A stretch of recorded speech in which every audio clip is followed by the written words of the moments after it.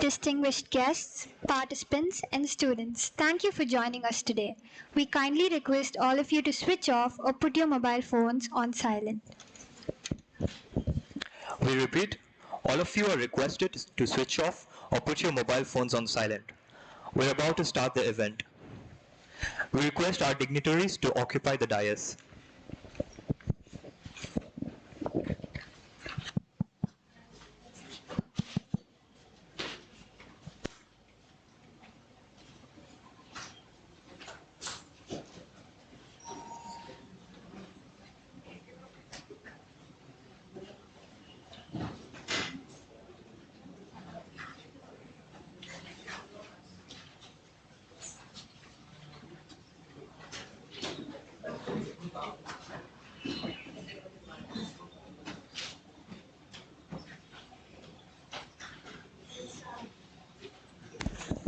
Ladies and gentlemen, esteemed guests, and cherished participants, welcome to this remarkable gathering where ideas converge and connections flourish. I am Swatika and I'm Alex. we'll be the host for Amrit Kaal-Vimarsh Viksit Bharat at 2047, a development dialogue in the campuses of higher education institutions in India, initiated by the All India Council for Technical Education. Viksit Bharat at 2047 is the vision of the Government of India to make India a developed nation by 2047, the 100th year of its independence.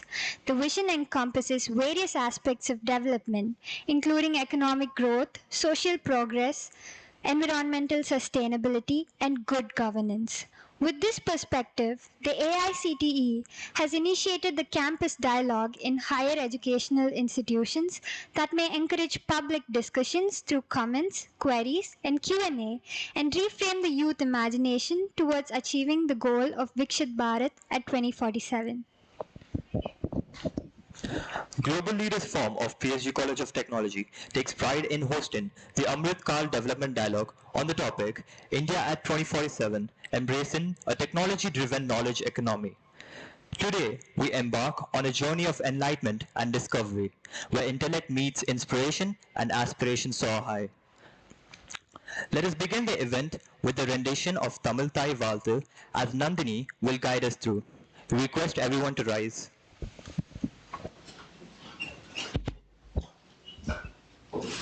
நீராறும் கடலுடுத்த நிலமடந்த கிளிலொழுகும் சீராறும் வதனமென திகழ் பரத கண்டமிதில் தெக்கணமும் மதிசிறந்த திராவிடனல் திருநாடும் தக்க சிறு பிறை நுதலும் தரித்தனரும் திலகமுமே அத்திலக வாசனை போல் அனைத்துலகும் இன்பமுற எத்திசையும் புகழ் மணக்க இருந்த பெரும் தமிழனங்கே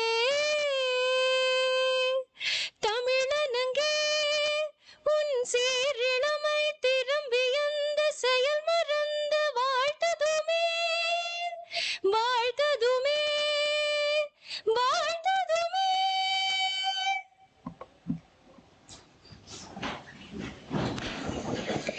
Thank you, everyone. Now, kindly join us in welcoming Dr. K.P. Radhika, Faculty Advisor of the Global Leaders Forum, to present the welcome address.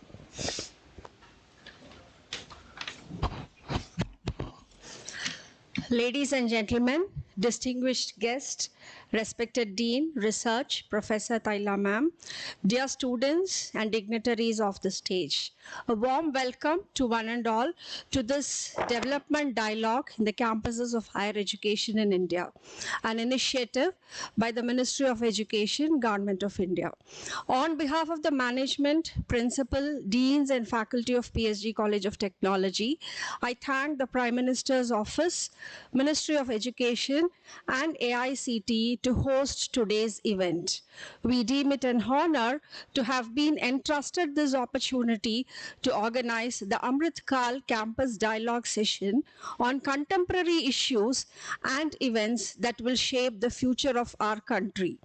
To commence our proceedings, it's my privilege to extend a hearty and joyful welcome to our distinguished speaker and our proud alumnus, the chief guest of the day, Ms. Aishwarya Nandagopal, a project management professional of great repute who brings with her wealth of experience and insights to this dialogue forum. Her journey from these very corridors to the pinnacles of professional success exemplifies the spirit of excellence that PSG College of Technology instills in its students. Today, we are not just welcoming a distinguished speaker, but celebrating the success story of one of our own. Welcome, Aishwarya. I wish to place on record our beloved gratitudes to our beloved Managing Trustee, Sri L. Gopalakrishnan, and our respected Principal, Dr. K. Prakasan, for inspiring, motivating, and guiding us in endeavors that ignite the flames of knowledge and innovation among the academic community. A cordial welcome to our respected Dean, Research, Professor Taila Ma'am, who has accepted to preside the campus dialogue session today amidst her busy schedule. I also welcome the deans, directors, heads of departments, and esteemed faculty members who are present amidst us today. I welcome the members of the press who are here to document and disseminate the discussions that transpire during this event. My joyful welcome goes to the student participants who have gathered here with optimism and belief in the power of collective action to shape India's future. I encourage you all to actively participate and deliberate on the topic today, embracing this opportunity to learn and grow together. Once again, a warm welcome to each one of you. Let us embark on this journey of dialogue and discovery together, united in our shared vision of a brighter, more sustainable future for our beloved nation. Jai Hind. Thank you, ma'am. As John F. Kennedy wisely said, leadership and learning are indispensable to each other. Continuing our journey, we are privileged to welcome the Dean of Research, Dr. P. R. Taila, to deliver the presidential address.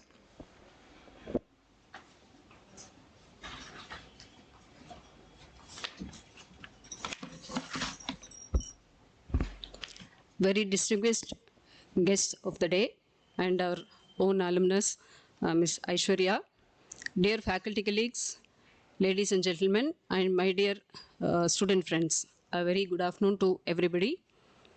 Today, we embark on a crucial journey of intellectual exploration and visionary discourse.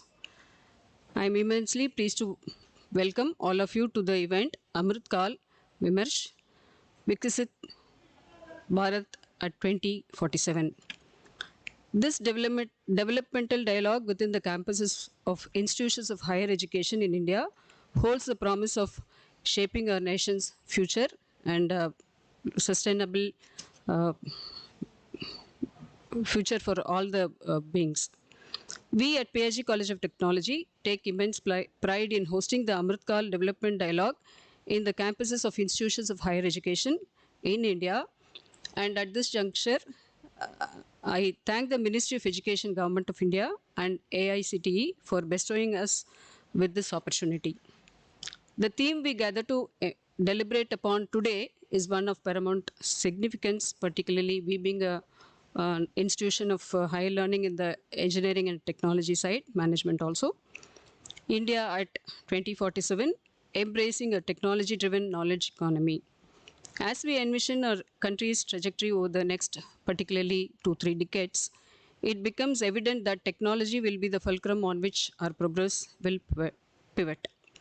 It's not merely about embracing change, but also about actively driving it, steering our nation towards a future where knowledge becomes the cornerstone of our growth. In the vibrant tapestry of India's future, the role of higher education institutions is pivotal. And as torchbearers of knowledge and innovation, we bear the responsibility of nurturing minds that will fuel the engine of progress. Today's dialogue is not just a forum for intellectual exchange, but a catalyst for transformative action.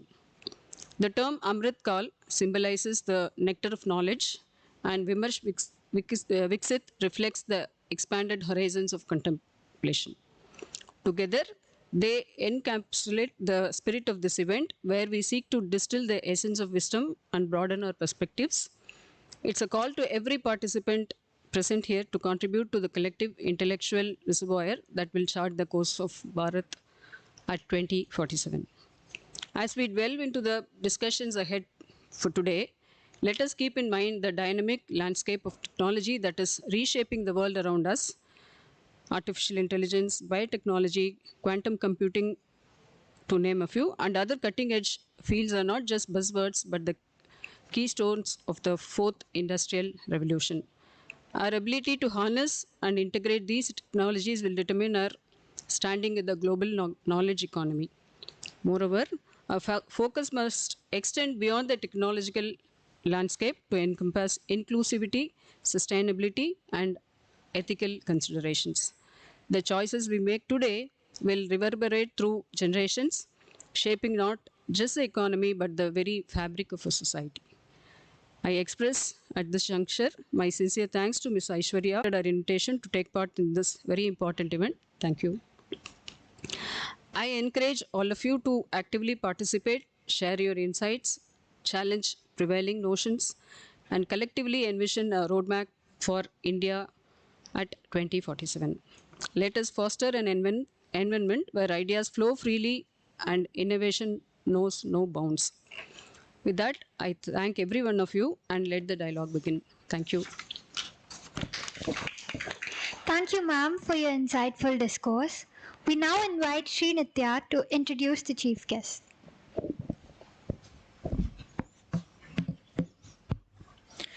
Ladies and gentlemen, it is a distinct pleasure to introduce our esteemed chief guest for the day, Ms. Aishwarya, a trailblazer in the realm of software engineering and business development. Ms. Aishwarya was an MSc in software engineering from PSG College of Technology, batch of 2004, has not only amassed over 19 years of professional experience, but has carved a niche for herself in the ever-evolving landscape of IT and business solutions. Ms. Aishwarya's journey is marked by a profound expertise in analytical and business intelligence, specifically focusing on analytics and reporting on the Google Cloud platform. Her remarkable 18 years of go-to-market, business operations, and delivery experience in this domain have left an indelible mark on the industry she has served. In her role as a business development and business operations head, Google Cloud competency, Ms. Aishwarya has been instrumental in driving operational efficiency. Her strategic approach includes optimizing efficiency, quality, and productivity for demand fulfillment across diverse portfolios. She has successfully set up processes and continuously improved them to adapt to various stages of maturity, showcasing her strong operational skills in forecast planning, margin planning, levers, ESA, DE, BCP, and invoicing. Furthermore, Ms. Aishwarya has a rich history of managing multiple projects spanning from legacy data warehouse transformations to cutting-edge cloud migrations and reporting solutions.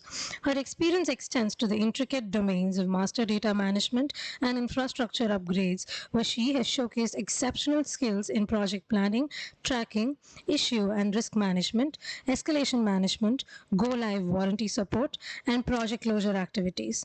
One of Ms. Aishwarya's remarkable strengths lies in her ability to understand the client environment, deeply enabling her to identify and qualify new and add-on opportunities effectively.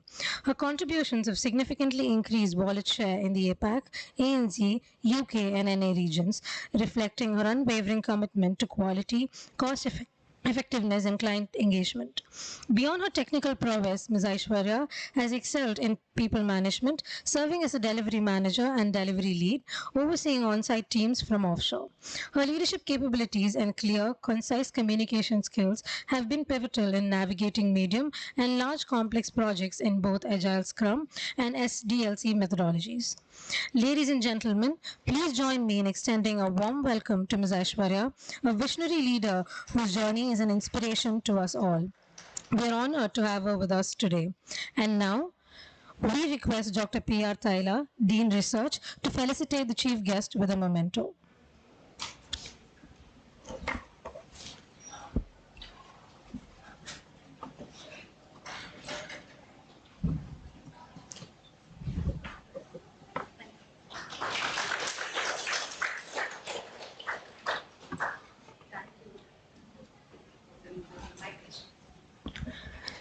Thank you, ma'am. We're delighted to have you here with us today. Thank you, ma'am. Without any further ado, let us give a warm welcome to Ms. Aishwarya Nandagopal as she takes the stage to share her insights on the topic India at 2047, Embracing a Technology-Driven Knowledge Economy. Welcome, ma'am.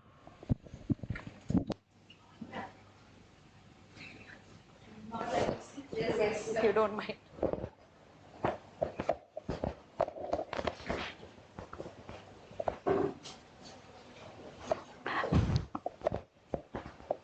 What is this? About which one? Which one should I use?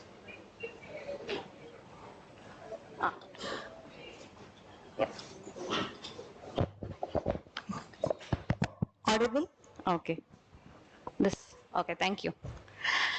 Great. Thank you for such a warm welcome and so much of introduction given about me. I just want to add a couple of more introductions to that. I'm also a mother, okay, of a 12-year-old girl and 8-year-old boy. I feel that is a significance for the topic we have chosen because they are in their education journey. So I wanted to just add that, okay. So thank you, ma'am. Let's get into the topic. So before we go into the topic, I wanted to share one personal experience of mine. I'm basically from Coimbatore. I studied in a school which is a girls' school, St. Joseph's.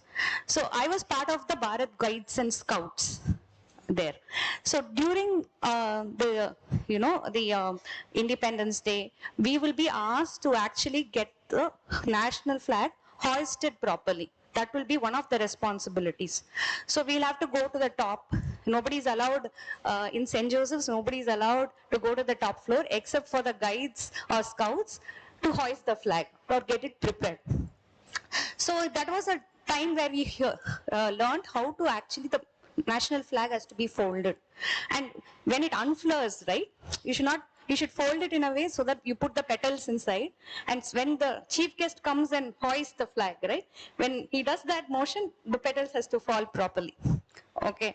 So now why I'm talking about that particular incident? One, it's on 15th August, all right, which is a little related to the topic we are going to do. As it unfurls, you need to touch the flag itself, you'll feel a bit of patriotism that, you know, you're an Indian.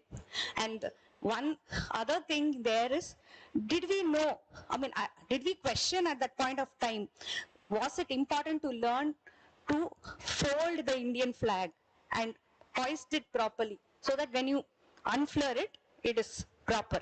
Okay, so the point I'm trying to bring is learning is a continuous journey. Yes, we are talking about higher education, we are talking about learning that we can acquire so that we are better individuals, but every phase or a moment in your life, the learning will continue, including stuff like this where you prepare the dais for the chief guest to come and hoist the flag. Okay, so going on to the topic, India at 2047. So marks the 100 years of our independence. So that is the key here. Next. So we will start we will start the entire thing with the agenda, a small simple agenda, where we'll talk about why we are talking about this particular topic today, an introduction. Move on to the past and present, right?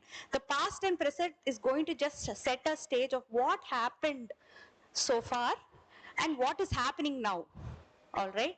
But then the actual topic that I will be discussing, right, will come the future on how technology is going to equip the knowledge economy and how we can positively embrace that change. So that part will be in the future, and we can take away. Everybody wants to say, okay, I attended a session of 40 minutes. What are my key takeaways? How can I embrace it? What changes can I bring? So I don't want this session to be like I say something, but I want to leave you with some key pointers so that when you step out of this room, you can make a decision amongst yourself on how you want to embrace what's going to happen in the future, right? So let's get into the topic. Let's get into introduction. So the Amrit Kaal, realizing the vision for India. So our PM Narendra Modi, on the eve of 75th years of independence, he made a kind of a goal. He set a goal called Amrit Pran, which comprises of 5 goals. Okay, so he did that, and he said that we are at the 75th year, but then the next 25 years, that is going to be the Amrit generation. That is the nectar generation of India. You guys are going to be part of the Amrit generation. Okay, and we have to make sure that you are the Amrit generation and can take India to the great future. All right. So he set up these 5 goals called Amrit Pran, and he put this. So he's saying that that's okay. The Amrit generation will be created by imbibing the resolution of Panch Pranas. Okay, so next slide. What are the Panch Pranas? The first one is goal of developing India. All right, you have the 2, 3, 4, 5 prans. Remove any kind of colonial mindset, caste mindset. It's very important. It slows us down. So he wanted to make sure that is done. Pran 3 is to take pride in our roots. We started with the Tamil Thai Valthu, right? Because we are in Tamil Nadu. Take pride in those roots, okay? And then development of unity. Yes, we are so diverse. We are very diverse. Every part, nook and corner is diverse. From the cuisine, the culture is so rich. But then we are still at the end of the day, when the Indian national flag is hoisted, we are Indians, right? And then Pran 5 is the sense of duty among the citizens. So he talked about all of this 5, but the main or the key topic is focused on Pran 1, which is to get to developing India. And to get to developing India, there are 5 steps which are crucial. First one being health. Health is wealth, more than education. Second one is education. Third one is the environment and infrastructure. The fourth being culture, the roots, the culture, how we, appreciate it. Information being the 5th pillar, is the pillars that you need to focus to get this country into the more developed country. So today, I have been instructed to keep my discussion short to 40 minutes because there's a lot of things to discuss. So we will focus on 2 key pillars, health and education. Okay, you may ask, if this is higher education, why we want to focus on health? But then why all of us here has to ask ourselves, what is the benefit of education? I believe, from my experience, benefit of education is how we make the society better. And to make the society better, to make the people around us better, health is one important factor. So, in the limited time, there are definitely a lot of topics to discuss on environment, culture, information, but we will focus on health and education pillars and talk about past, what happened in this sector, present, what is happening now, and then the topic of how technology can help sure that it can transform a positive way on the knowledge economy. Okay? So I hope I've set the stage clear. Moving on. So I always like to start all my chapters with a quote. This one being of Mark Twain. He's an author, he's a famous author.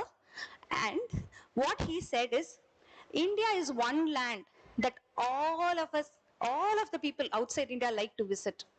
Okay, and just by getting one glimpse, right, they will be wondering at that one glimpse. They wouldn't even have seen the full India. Even ourselves here in India wouldn't have seen so much diversity, but they will be in awe. Would not give the glimpse for all that shows the rest of the globe. Okay, so that is how diverse India is, right? Moving on. So just to give a thing on the past. I would like you to watch this video from the health pillar. So there will be this person called Hans Gosling. Okay, he's going to talk a short video of 4 minutes, and in this video you are going to see how the life expectancy of a person has modified over the last 200 years. Before 200 years it was just 40. 40 was the average life expectancy in every country of the world. But then how it transformed and became 75 to 80 over the last 200 years will give you a good insight of how health has developed, okay, as a pillar over the last, just to give a glimpse on the past. It is not just India, it is the world, but it's a very interesting video. And second thing why I like this video is I am from data and analytics, right? So visualization is a very key thing for me. So how he has put those stats, so anybody in this room will walk out of this room to understand how beautifully that thing was presented. Okay, so can we play the video? Volume. Visualization is right at the heart of my own work too. I teach global health. And I know having the data is not enough. I have to show it in ways people both enjoy and understand. Now, I'm going to try something I've never done before. Animating the data in real space, with a bit of technical assistance from the crew. So, here we go. First, an axis for health, life expectancy, from 25 years to 75 years. And down here, an axis for wealth, income per person, $400, $4,000, and $40,000. So down here is poor and sick, and up here is rich and healthy. Now, I'm going to show you the world 200 years ago, in 1810. Here come all the countries. Europe brown, Asia red, Middle East green, Africa south of Sahara blue, and the Americas yellow. And the size of the country bubbles show the size of the population. And in 1810, it was pretty crowded down there, wasn't it? All countries were sick and poor. Life expectancy were below 40 in all countries. And only UK and the Netherlands were slightly better off, but not much. And now, why start the world? The Industrial Revolution makes countries in Europe and elsewhere move away from the rest. But the colonized countries in Asia and Africa, they are stuck down there. And eventually, the Western countries get healthier and healthier. And now we slow down to show the impact of the First World War and the Spanish flu epidemic. What a catastrophe. And now I speed up through the 1920s and the 1930s. And in spite of the Great Depression, Western countries forge on towards greater wealth and health. Japan and some others try to follow, but most countries stay down here. Now, after the tragedies of the Second World War, we stop a bit to look at the world in 1948. 1948 was a great year. The war was over, Sweden topped the medal table at the Winter Olympics, and I was born. But the differences between the countries of the world was wider than ever. The United States was in the front, Japan was catching up. Brazil was way behind, Iran was getting a little richer from oil, but still had short lives. And the Asian giants, China, India, Pakistan, Bangladesh, and Indonesia, they were still poor and sick down here. But look what is about to happen. Here we go again. In my lifetime, former colonies gained independence, and then finally they started to get healthier and healthier and healthier. And in the 1970s, then countries in Asia and Latin America started to catch up with the Western countries. They became the emerging economies. Some in Africa follows. Some Africans were stuck in civil war and others hit by HIV. And now we can see the world today in the most up-to-date statistics. Most people today live in the middle, but there are huge differences at the same time between the best of countries and the worst of countries. And there are also huge inequalities within countries. These bubbles show country averages, but I can split them. Take China, I can split it into provinces. There goes Shanghai. It has the same wealth and health as Italy today. And there is the poor inland province Guizhou. It is like Pakistan. And if I split it further, the rural parts are like Ghana in Africa. And yet, despite the enormous disparities today, we have seen 200 years of remarkable progress. That huge historical gap between the West and the rest is now closing. We have become an entirely new converging world. And I see a clear trend into the future. With aid, trade, green technology and peace, it's fully possible that everyone can make it to the healthy, wealthy corner. Well, what you just seen in the last few minutes is a story of 200 countries shown over 200 years and beyond. It involved plotting of 120,000 numbers. Pretty neat, huh? Thank you. So, as you can see in this video, right, one thing is they're explaining the health of how it works in past and how it was plotted. But the beauty, I wanted to look at this video on a different angle. See, this is technology, where they're talking about stats, plotting so many numbers and showing that, so that the entire history of 200 years has been showed in 4 minutes. That's the power of technology, okay? And that's why I picked this video for you. Right? So moving on, so we focused on the health pillar. Now let us look at the past on education. Right? I think India has been forerunners with lot of education being a focus, right? Right from the like Natya Shastra, which was written in the 4 BC, to so many things, literature. So we have been in the forefront. India has always been in the forefront. Maybe not the Western kind of education system, but you know the history, right? But I want to just say that people have actually, whatever the past or when I grew up, or how education, higher education was when I grew up, we used to look at, okay, what do you want to become? I want to become a software engineer, pick this course. I want to become a mechanical engineer, pick this course. I want to be a doctor, do this. I don't want to do anything. I want to pick a vocational course. I want to be a teacher or a dancer or a musician. So you have vocational courses, you have professional courses. Sometimes you get electives. So I'll be lucky that in my engineering, I had an elective on humanities, right? So I picked that so that I know about it. So that way, the electives were restricted. Once we get into a course, if I have to change a course, right, that's not so easy, right? Once I decide I have to go, I would have paid the down payment on my engineering tuition, right? And then I'll say I want to swap.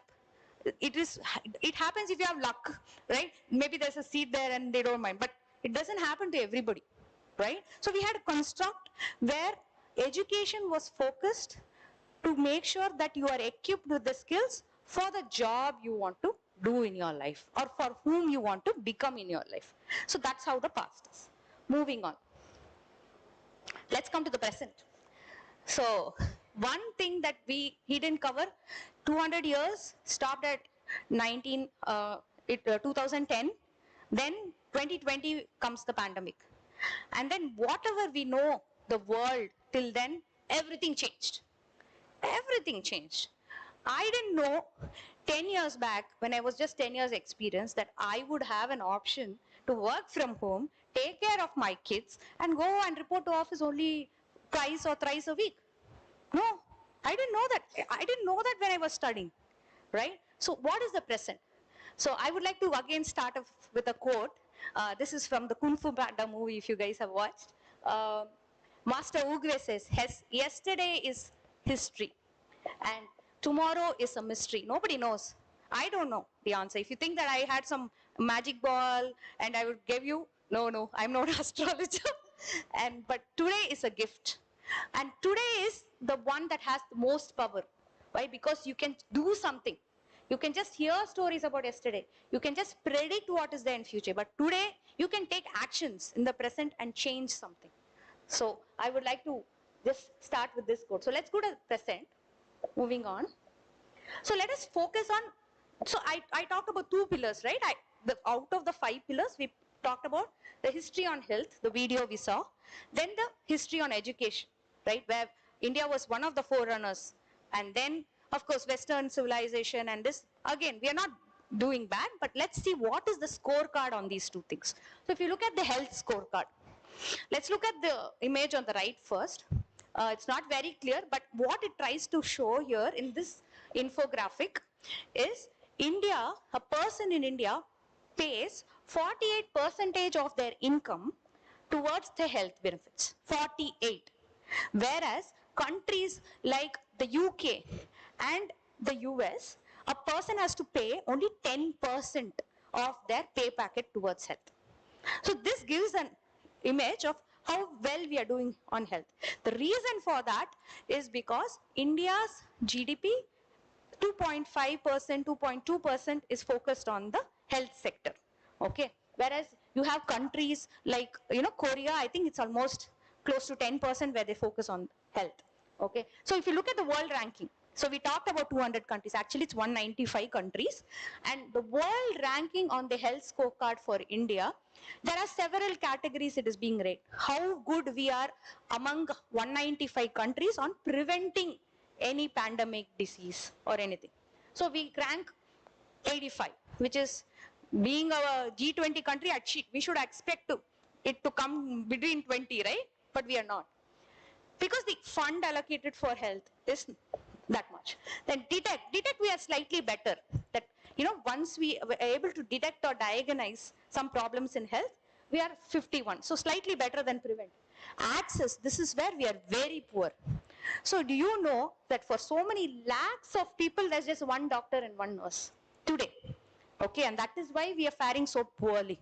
Now, why am I saying this is, I want to talk on these problem points before I tell you how technology can improve that number, how technology can make it 20. So we will come to that story in the future. Norms, what norms means is how easy it is for you to get into a hospital. How easy are the rules for you, how they support you on insurance, all that comes under norms. So we are a 92 there. Risk, how we handle risk. So COVID, right, opened a little bit eyes. Our response to risk is very good. Like among the 1 lakh people, only 7% of the population were infected. But then we suffered because we had no infrastructure and hospitals. But still, that's why the rating is okay, 74. But overall, out of 195 countries, today our health scorecard is we are ranked 66, right? And this side of this side is actually released by the government of India. There's a website where they index the health scorecard per state. So Tamil Nadu is the 9th position. The first 10 states on 3 factors. One is how many doctors or nurses are there for per population of per 1,000 people. And then how Kerala is number 1, by the way. How many beds are there if people are falling sick, infrastructure, and the norms. That is how easy it is to get admitted. So based on this, within the country itself, we have so much of disparity.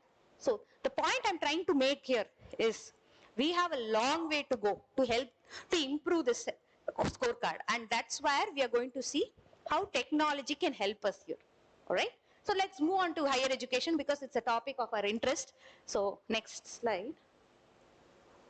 Okay, this is another infographic.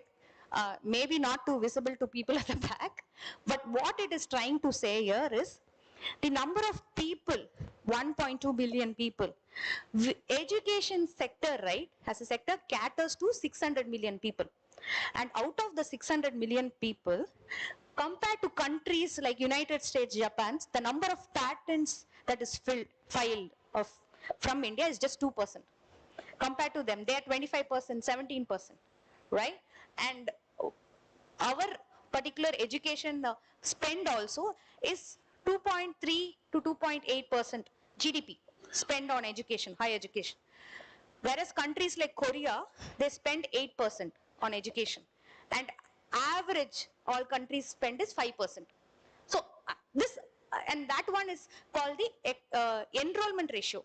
That is how many people among 100 enroll into higher education. So you see the UK and the US at 65% for every 100 people enroll into higher education. Whereas in India it's just 15 per 100 enroll into higher education. So now again this scorecard, okay, definitely improved over the past years, but we have lot to achieve. Okay, so moving on to the next one. Yeah, I just wanted to give this slide to, because you guys, you are doing your higher education in India. I'm sure most of you are aspiring for some, maybe a higher, maybe a master's or a PhD abroad, right? So this is what it says, teaching methods, how it be diverse. Why I'm trying to say is, maybe we should look at how other countries are also doing this teaching, so that, you know, we can see. So let us go to teaching methods. Classroom oriented, theoretical. Definitely now they are emphasizing on a lot of practical and everything. But there, right, students have something like outside the classroom. If you apply, you get the marks. Exam, that is not the thing there. So student learning, academic autonomy, requirements, you know, here we have a lot of central bodies, state bodies still holding, because we are such a wide country, wide nation. Some control needs to be there, all right? It's easier.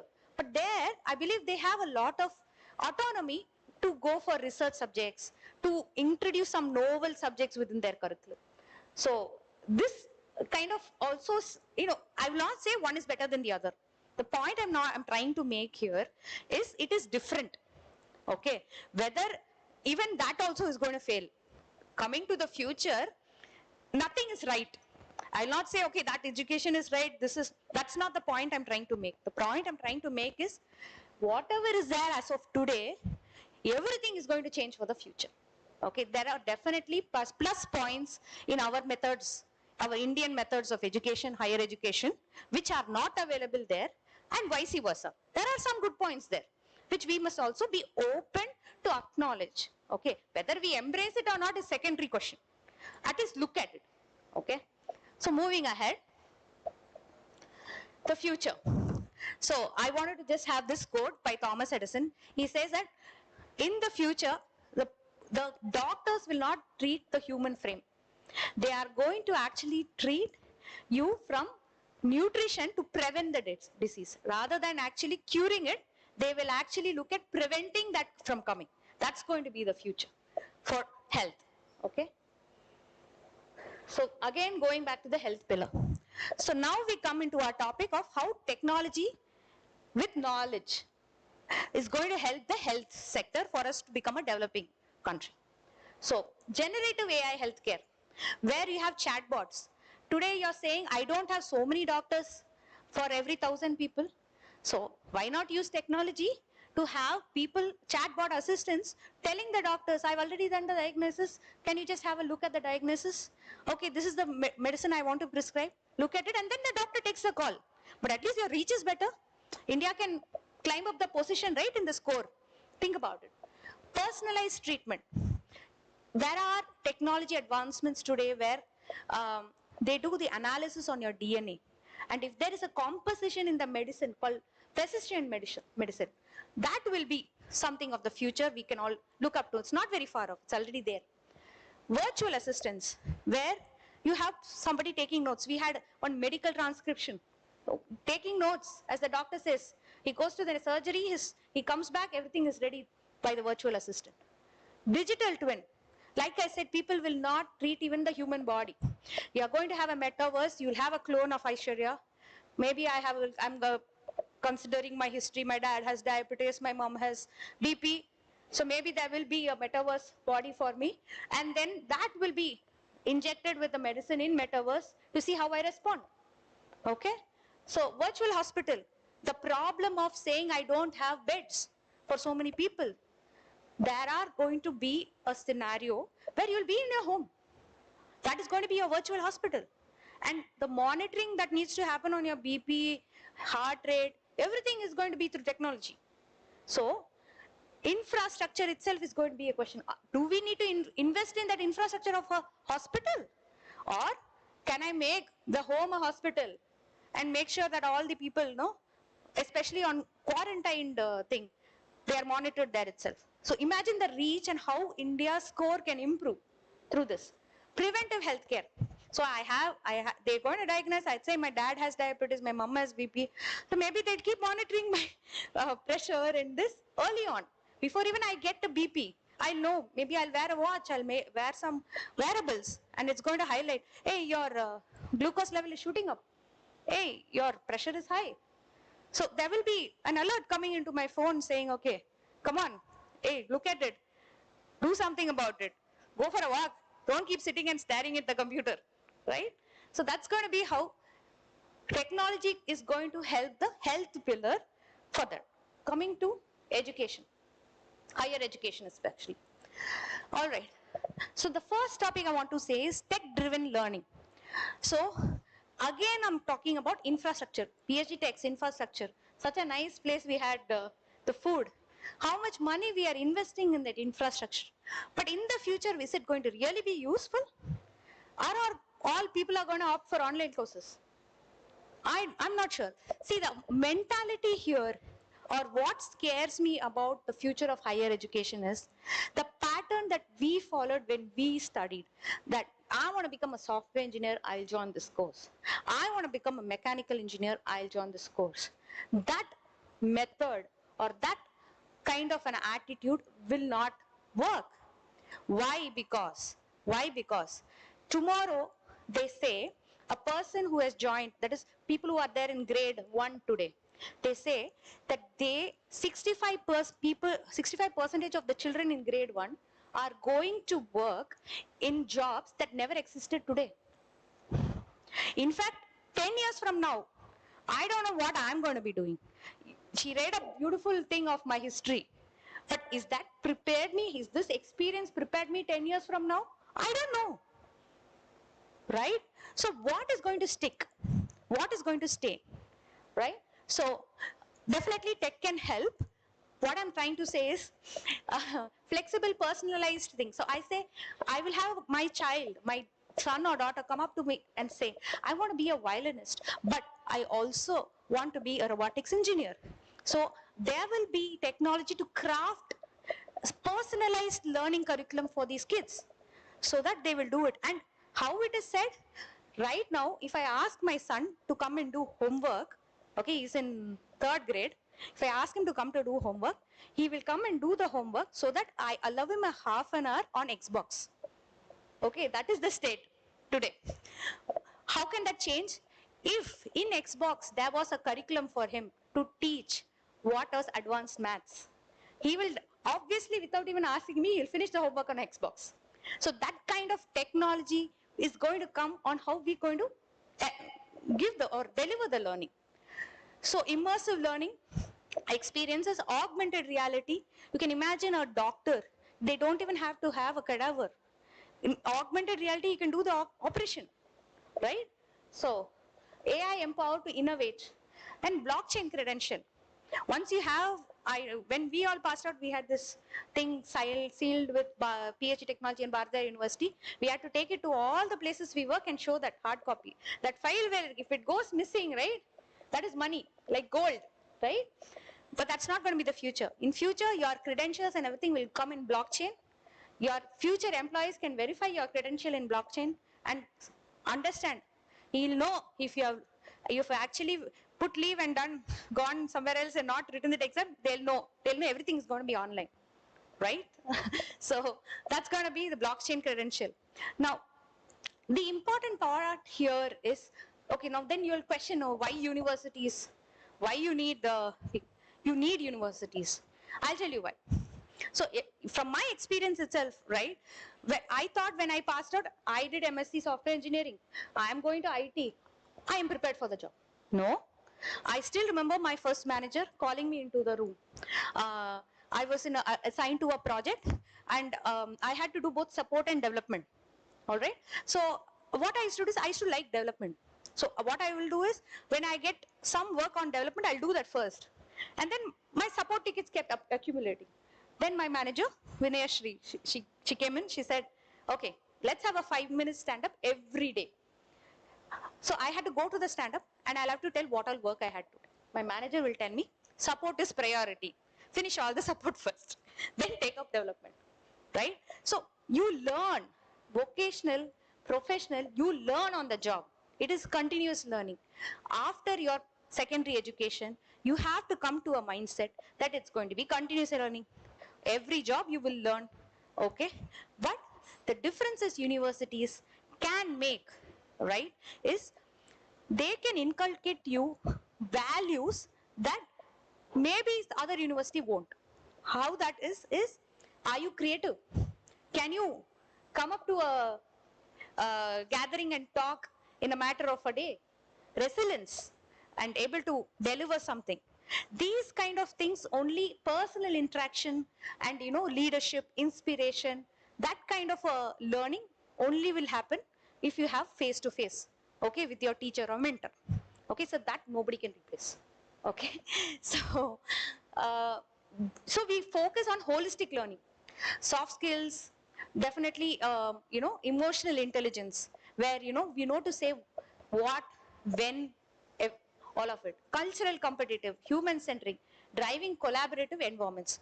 Okay, so I think one mindset is, the student also needs to think, okay, this is what I want to do. It should not no longer be teacher driven. No, what I want to do, make a curriculum for me, make sure that I'm empowered for it, but teaching those important skills. How can I adapt to change? Tomorrow, I should not be frightened that I'll be working in a job which I don't know exists today. I should be having the confidence to face it. That only a experienced mentor person in the faculty will help you, right? So I believe that it's important for university to refocus competition. Competition by saying you fight for students, you fight for dot one, you fight for what is best among the one. That competition mindset itself will change in the future. What will happen is a collaboration of mindset, not just within institutions within the country, outside the country, not just that. Collaboration of institution with other disciplinary fields, so that we can work towards the betterment of society. That is why I brought in the health thing. So you have collaboration of education institution with other fields, every other fields it empowers, right? So that as a society, India can develop. Only then the change, or towards the Amrit Kaal that we say, right? Only if that Amrit Kaal generation have this mindset, that I will have to gain the education not just for a job, but for the betterment of society, right? And then, yes, definitely professional courses, vocational courses will be there for you to do the job, but what else is needed? That citizen value, everything has to come in for you to actually get the Amrit Kaal for tomorrow. And the expertise. Okay, so don't just focus on getting the expert on particular vocation, that will happen. Most of the course syllabi, right? At least 60% you keep it on the vocation. But have that 40% to make you a character, make you a leadership character, inspire.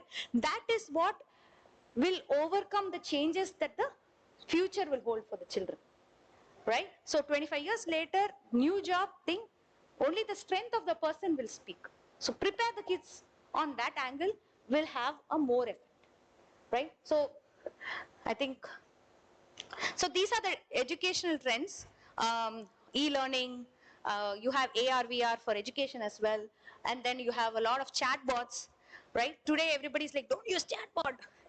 Today that is the mindset, right? Don't use chatbot, don't use this. Prepare yourself, amass the knowledge.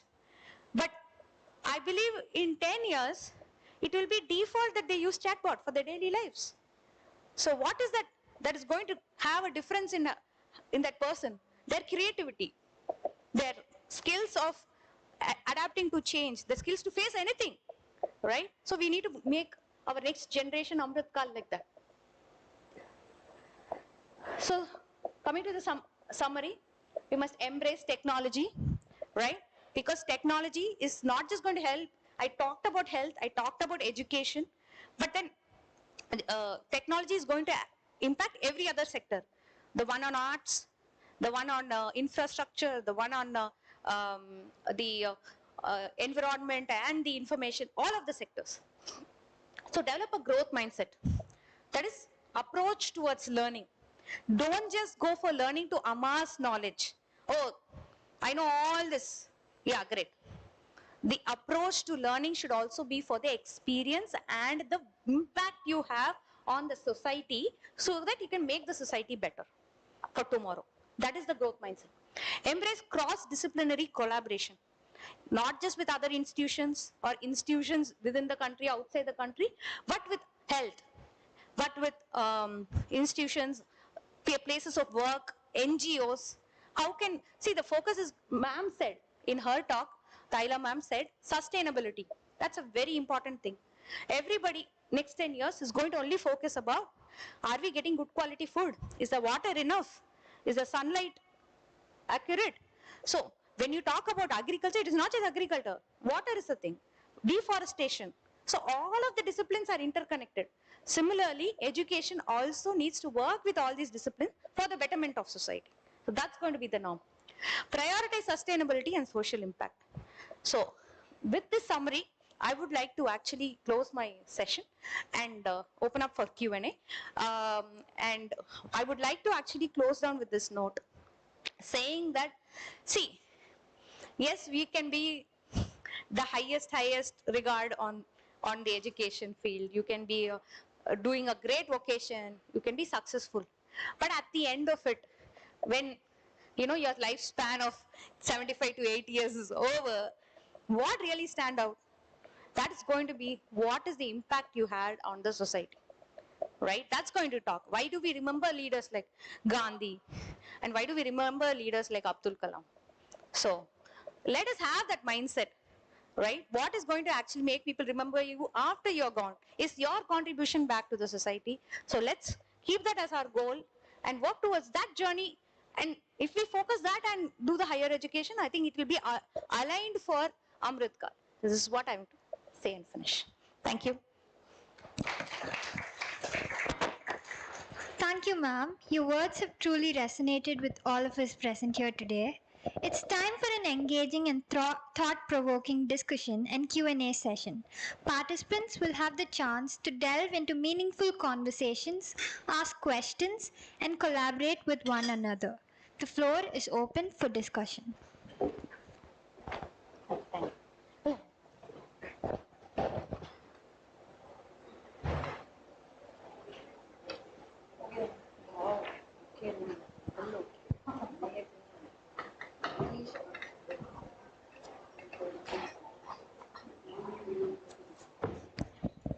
Anybody with a question can raise your hand.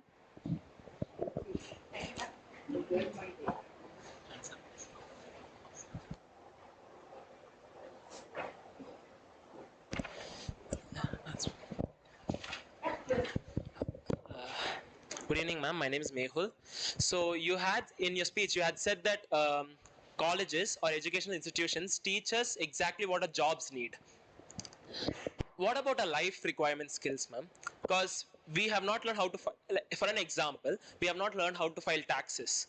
And I don't see in the near future our company, which we are being hired at or which we create, are going to teach us that.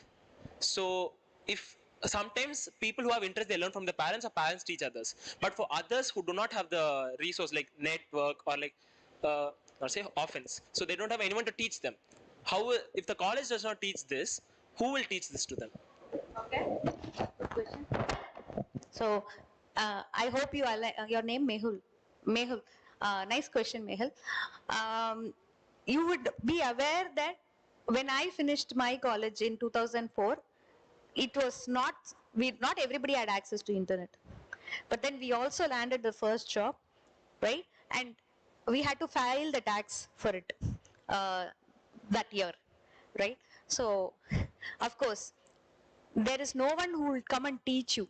But then we were always of that particular nurturing thing that if you don't know something, we will ask someone who's done it before, like our seniors or our friends, right? So look, everybody, nobody is going to come and say that I am your mentor, I am your teacher, I, I will teach you this.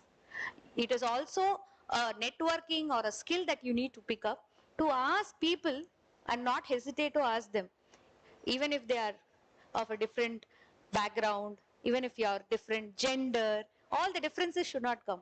At that point of time, all you need to focus on is, he knows to file tax, I don't know. I will ask him, even if he's not your senior, even if he's not your friend, some colleague in your office. That's how we learned. We didn't learn from the internet, by the way. Or our parents also didn't teach us. Okay. So that's how we learned. There will be ways and methods that you will find out. Maybe the way and method that worked for me may not work for you. But then there are certain things, definitely, like I said, whatever you do to the education system, you will still have that gap to bridge. Certain things you will learn only on the job. You cannot learn it. You will have to face it and learn it. And that is how it's going to work. So there will definitely be a delta where not everybody will be in the mindset. We are, I think, cushioned. Indians are cushioned with the mindset. Somebody will come, they will teach you. No. But the actual thing is, if you want to learn, you find out the thing. This might be shocking for us because we are not brought up that way. Our system is not like that. But that is how everywhere around the world people learn to do stuff that they never done before. Can I follow? Can I follow? Sure. So, okay. Again, in this response, you had said that people, they need to learn by themselves. That is mostly true. But then there are some people who require help. So now, if you go for rehabilitation centers, the doctors just don't put a test and say, you just try it and then you cure yourself of your illness or whatever. They come and help them, right, ma'am? So, particularly, we do need people's help.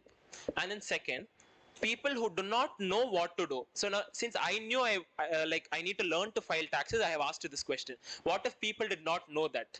They will face it when the tax has to be filed for them. Otherwise, they will get an email notification in office, your tax is not filed. So why?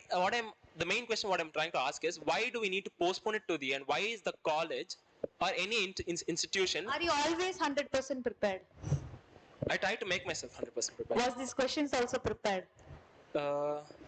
Size. Yes? Okay. So certain things you have to pick up on the way, along the way.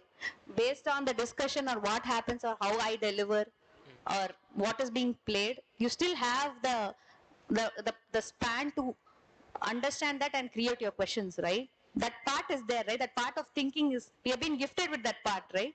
That will work.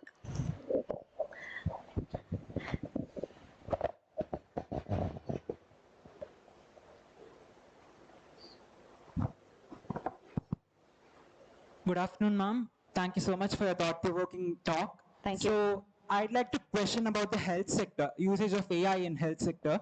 So for example, if we need an AI machine technology to assess a person's illness, diagnose a person, we need to enter the patient's past medical history, the complete history, like what past illnesses they have had, what their parents have had, and if they have any comorbidity or any such information.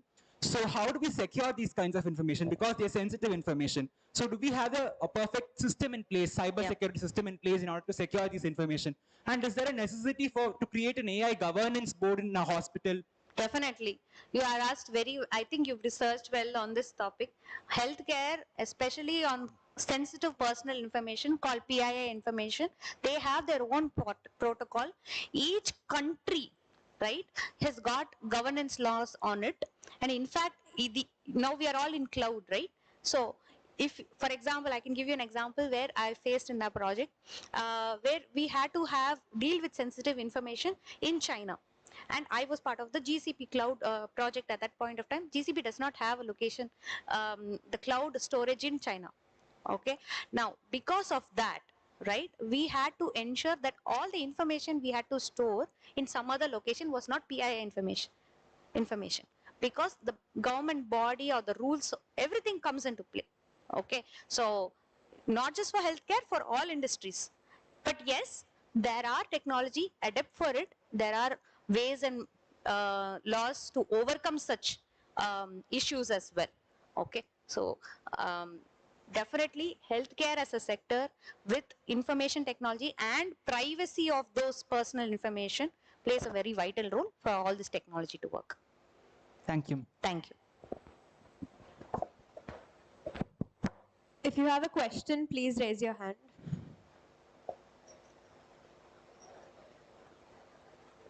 Anyone with a question?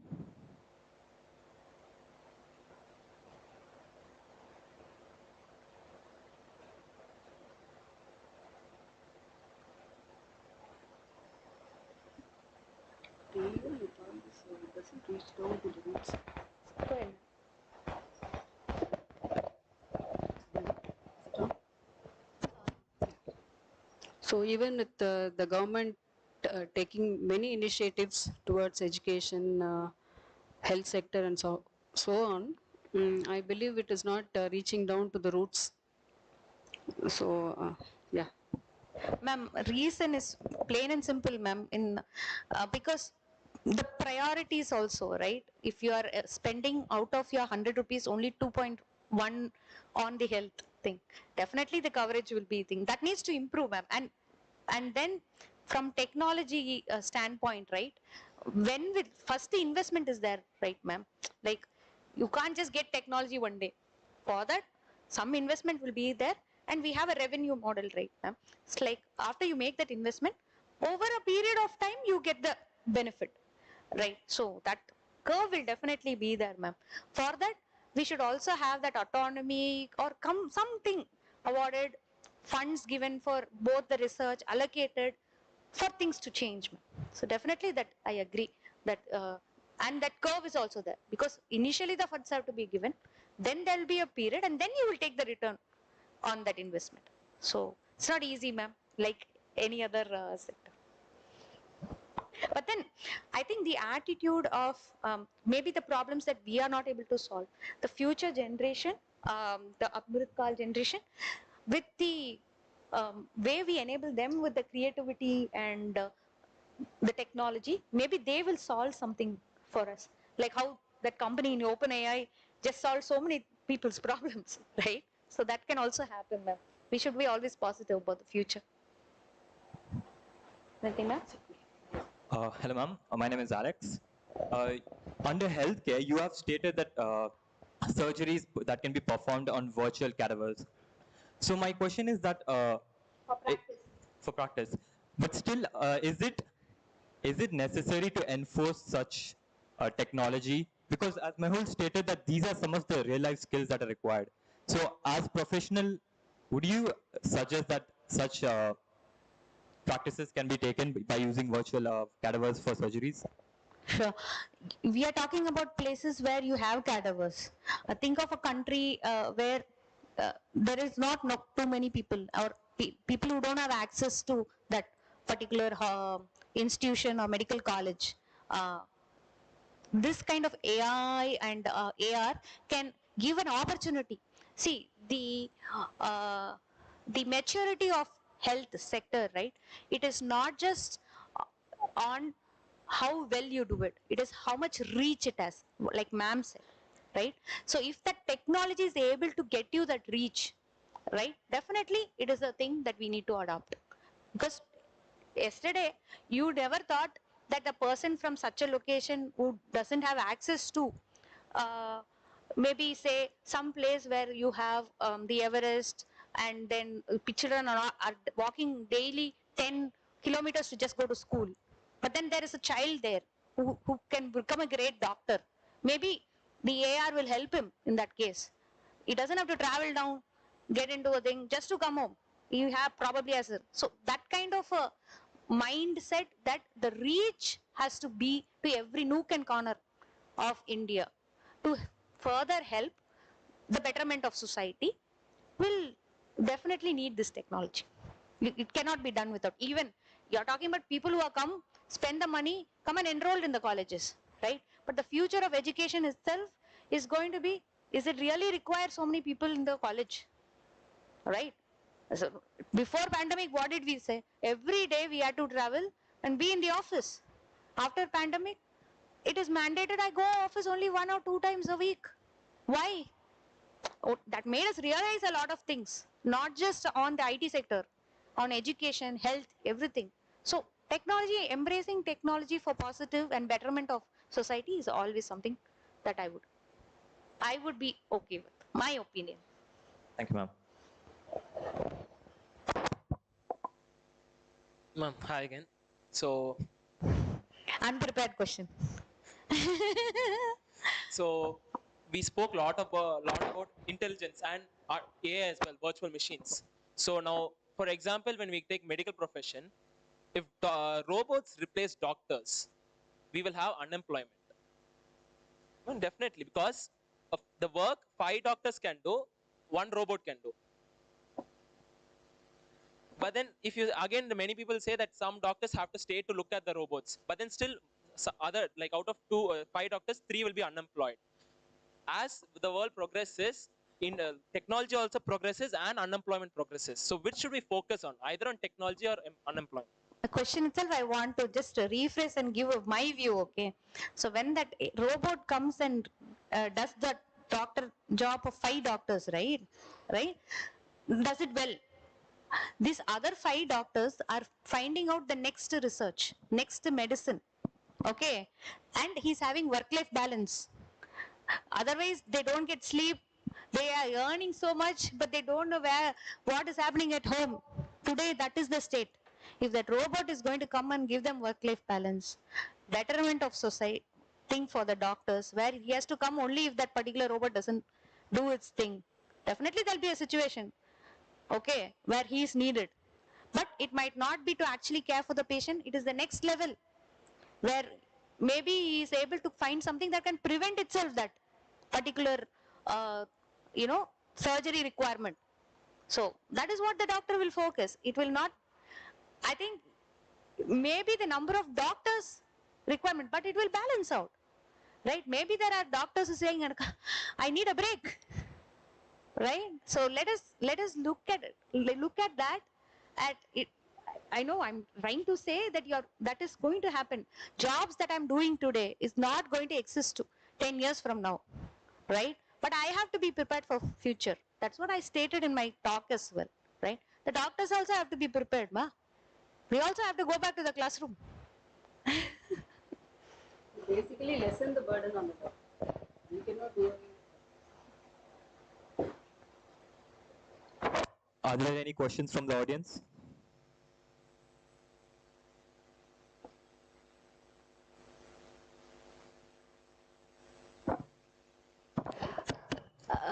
A small request to the participants, as we just floated this event only yesterday under the guidance of the ministry.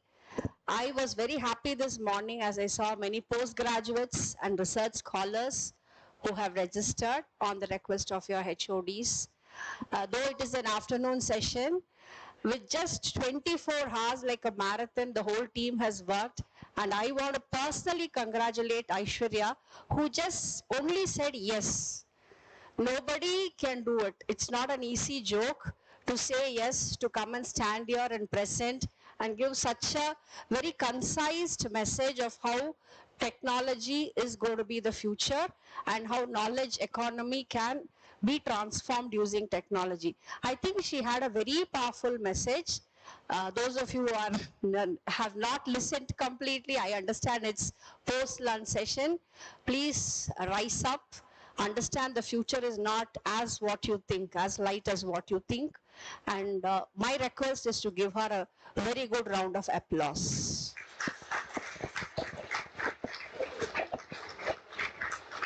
Any questions or any queries? You hardly get such opportunities. We decided to go only with select number of students, although some HODs did ask us to open it, but we were not for that. We thought let the postgraduates and scholars and who are really interested come and get some deliberations The purpose of such sessions by the government is you talk more to the resource person, make the best of them, and take it to your career as well.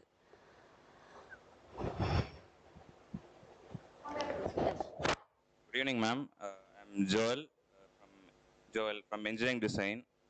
Your speech was very good, actually. For the students also, they would have also had some insight on the future. Actually, my question is, I have two questions. One is actually you had said that surgery is being done. Now it's being done by in operation theater by surgeons. You had said that like in future using AR and VR is surgery is happening. Will that not be disadvantages while doing?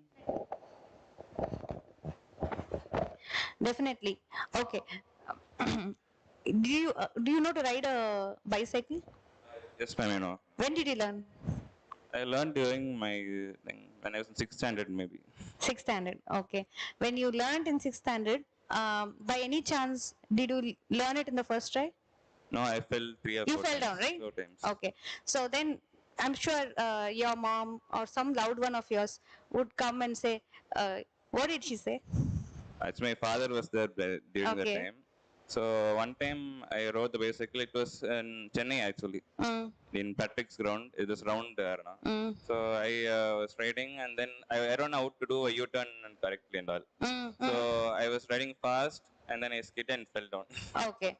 So then what did your dad come and tell you? So he told it's actually a little bit wound came. Wound came. So then he told, don't worry, but if we just stood up for some time, then he took some rest, and then again we tried, it came the second time. Super. He put some ointment for Ointment you, for me. right? And then maybe if you had got a leaper gut, he would have taken you to the doctor and got you that tetanus injection. Yes, yes. Right? Right, Joel? Yes, ma'am. So that had a disadvantage, right? Learning.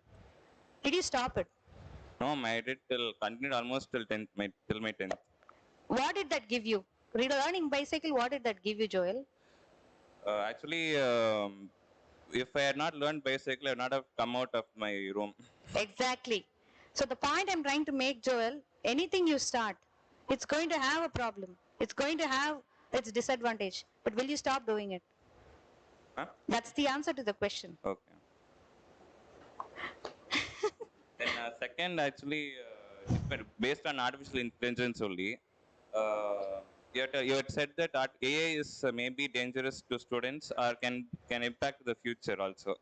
Is it dangerous? I don't think I mentioned. I always look at technology as positive impact. Definitely it has. See, Joel, I will never say that riding a bicycle you will do in the first try without falling down.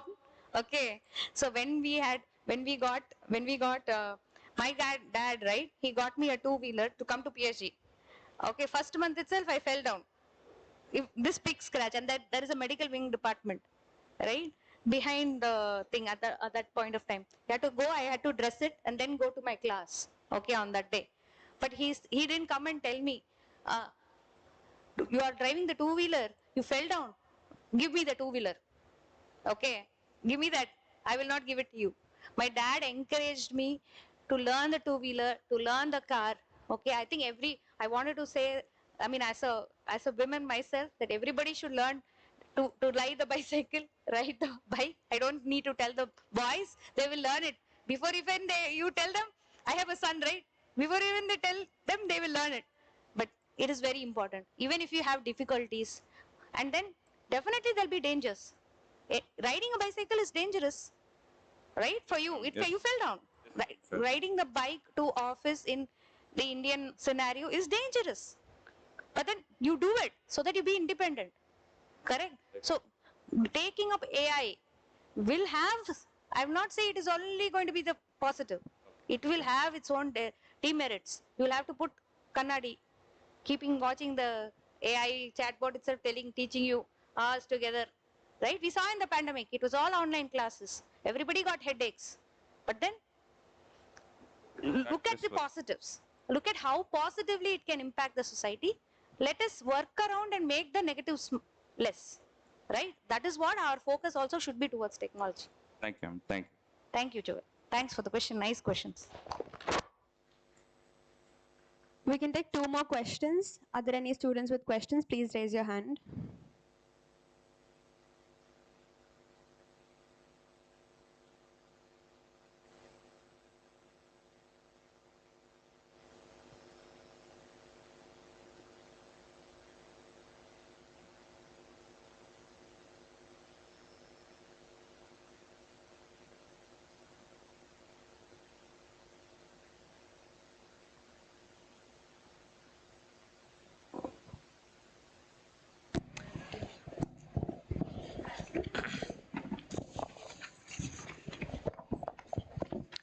Thank you, ma'am, for your time in deliberating the discussion. As the discussion draws to a close, let us invite Dr. D. Bhuvaneshwari, Faculty Advisor of Global Leaders Forum, to propose a vote of thanks. Good afternoon, everyone. On behalf of the organizing committee, I extend my heartfelt gratitude to each and every one of you for gracing us with your presence and making the Amrit Kaal Development Dialogue session a success. First and foremost, I extend my sincere gratitude to our managing trustee, Shri L. Gopalakrishnan Avarhal, for the unwavering support and motivation in organizing such impactful events. A special word of thanks to our respected principal, Dr. K. Prakashan, for his continuous support and encouragement. I thank Dr. P.R. Taylor, Dean Research, for presiding the session. Thank you for your support in conducting the event, ma'am. Thank you. I express our gratitude and appreciation to our esteemed chief guest, Ms. Aishwarya Nandagopal, for enlightening us with her invaluable insights. Your presence has added immense value to the discussion. Thank you, ma'am. A heartfelt thank you to the deans, heads of various departments, and faculty members for being present today and supporting us in various capacities. I would also extend our gratitude to Dr. K.P. Radhika, fellow faculty advisor of GLF, for her tireless efforts and dedication in organizing such events. To all the volunteers and members of Global Leaders Forum, thank you for your hard work, commitment, and enthusiasm. Your contributions have been instrumental in making this event a success. I thank the dedication and hard work of our supporting staff in ensuring the smooth conduct of the event. Last but not the least, a heartfelt thank you to our esteemed audience for your active participation and engaging in discussions. Your presence has made this dialogue a truly enriching and memorable experience. Finally, I extend my sincere appreciation to everyone who has contributed in any way possible to the success of this event. Thank you, all of you. Thank you, ma'am. With this, we bring this memorable gathering to a close. Let us rise for the national anthem.